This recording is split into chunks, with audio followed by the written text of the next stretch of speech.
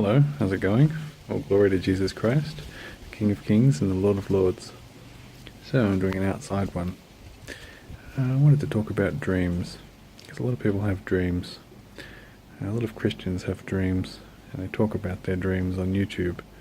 They talk about the rapture dreams they've had, and the Antichrist dreams that they've had. And some people have Donald Trump Antichrist dreams, and some of them have Obama, and some of them have other people, and they're not all the same dreams. And there's no way to verify any of them, because it's just what somebody's saying about something that they've seen while they were sleeping, so who knows what's real. I just wanted to talk about dreams because when I was getting into this, so deep into the conspiracy stuff, and when I was a new Christian, I became aware of a lot of the deception in the world, and I sort of came to the realization that there's pretty much nothing God could do to show me that He's real from the perspective of, there's so much deception in the world. How could I be sure that anything I was seeing was God? If some figure was to manifest before me, some shining, bright shining figure, and to say something to me, then how would I know that that's God? How would I know that it's not Satan? Because Satan can manifest as an angel of light, so something appearing good doesn't necessarily mean it's good. And it's become clear to me that one of the ways that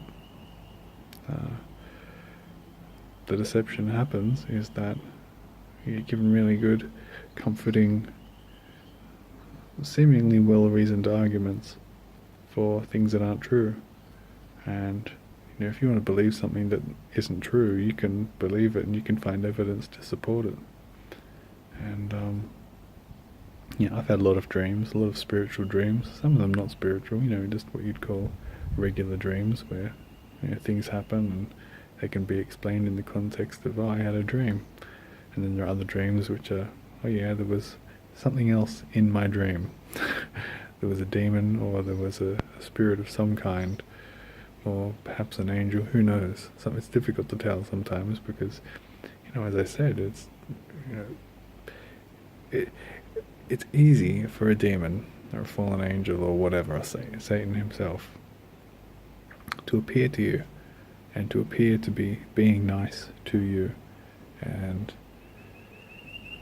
give you information that you think is helping you, but it actually isn't. It's actually deceptive and misleading. There was one dream I had where there was I was floating in space, and I was sort of I thought it was God at the time. It was light, this big light, this big ball of light, and I was sort of a bit distant from it, but I was still within the light, and it was a really pleasant feeling, very pleasant, calm feeling to be in the light of this entity, I guess. I could tell it was conscious. It was just a ball of light. I thought it was God at the time, and then when I woke up I realized, that's not God. It's not magnificent enough to be God. It was a cool experience, but it wasn't God. It was an angel, probably. Maybe it was Satan himself. I don't know. But I've had other dreams like that as well. I've seen Jesus in my dreams, and maybe it was a good entity, but probably not, because upon reflection, upon waking up, I've realized that's probably not what Jesus looks like. The Jesus I've seen in my dreams, I've had multiple dreams with Jesus in it. The Jesus that I've seen in my dreams looks like the Jesus you'd see, a picture of Jesus. Looks like a picture you'd see in a Catholic church. So I don't think it was Jesus. The point I'm making is, be careful of your dreams. You need discernment. You need to really think, would God appear to me? There's a lot of reasons why you might be having a dream. Maybe God has sent you a dream, or maybe God has allowed a demon to come into your sleep and affect you, but it's not necessarily, you can't trust your dreams automatically, is what I'm trying to say. Think about your dreams, but don't trust them automatically. The reason why this topic came up though is because I had a dream last night, and it was from God. It was from Jesus. And I know it was from Jesus. Don't know if it was necessarily his voice that I was hearing. It wasn't a visual dream, it was just words that came to me, it was sentences. And the reason why I know it was him was because it was the gospel. He gave me the gospel. The demon wouldn't give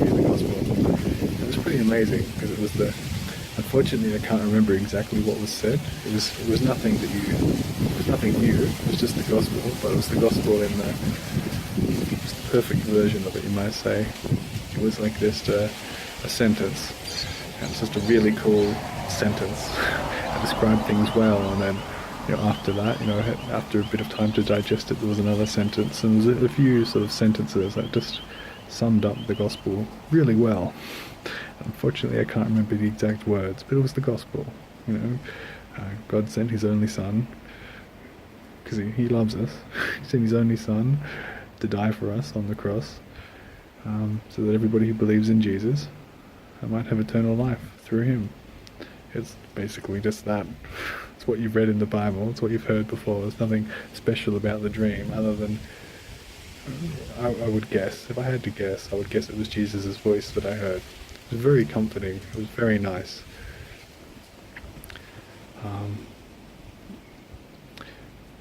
It sort of, I just wanted to bring that up about dreams because I've had a lot of dreams, and now I know. Now I know what a God dream is like. And I can contrast that with the other ones that I've had. I can say, well, just because you're having a dream about religious topics, just because you're having a dream that seems to be giving you information, doesn't mean that it's God giving it to you. So be careful of your dreams. Really, all you can have faith in is the gospel. Have faith in the gospel.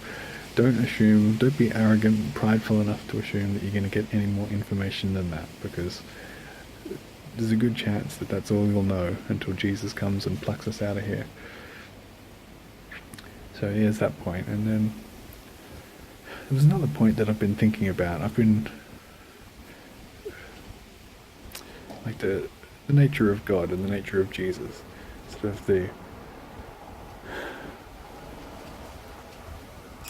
thinking, who is Jesus? Is Jesus God? Or is Jesus the Son of God? Or is Jesus the Son of God, but also God, like God in the flesh? And how does it work? How does that work? Because it does seem to be the case, reading the Bible, that the Father is different to Jesus, like they're different. But then it also seems to be the case in the Bible that Jesus is God. And I sort of reflected on that. And there's a couple of points that are interesting to think about this. One of them is, thinking about the enemy. Because the enemy is what the enemy does, what Satan does. It's a reflection of God's kingdom and God's ways. Sometimes it's the complete opposite, or sometimes it's an imitation. If you think about chapter 11 of Genesis, about how when they were building the Tower of Babel, they were of one mind. And if you think about in the book of Revelation, where it talks about the beast and the people who take the mark of the beast being of one mind,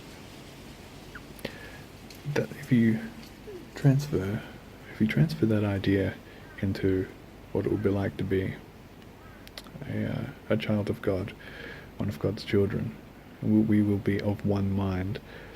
If it's the case that we are of one mind, then is it not sort of the case that we are God? In a sense, I mean, not that we're not the Father, but we are. If we have God's mind, then are we not in some sense God, or an expression of God, or a child of God? If we're the perfect expression of God, then in the same sense that all the people back in Nimrod's time were of one mind, and therefore you could say they were all Nimrod, or they were all Satan, or whatever the spirit was in Nimrod. And in the time soon coming in the book of Revelation, where people are all of the one mind, perhaps they're all connected into an artificial intelligence or something, or maybe they've all taken the same spirit, the spirit of Antichrist or something, but they're all of one mind, and so you could say that they're all kind of expressions of the same thing. Maybe in a way they're the same person, or in that same sense maybe God and Jesus.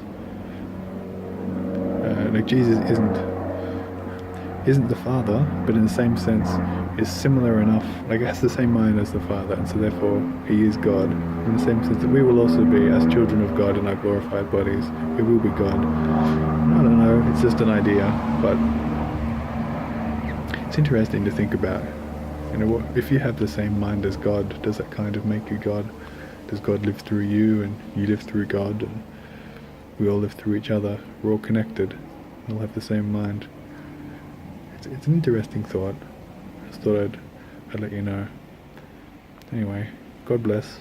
May Jesus lead you to the truth and protect you and comfort you, and I'll see you on the other side. Amen.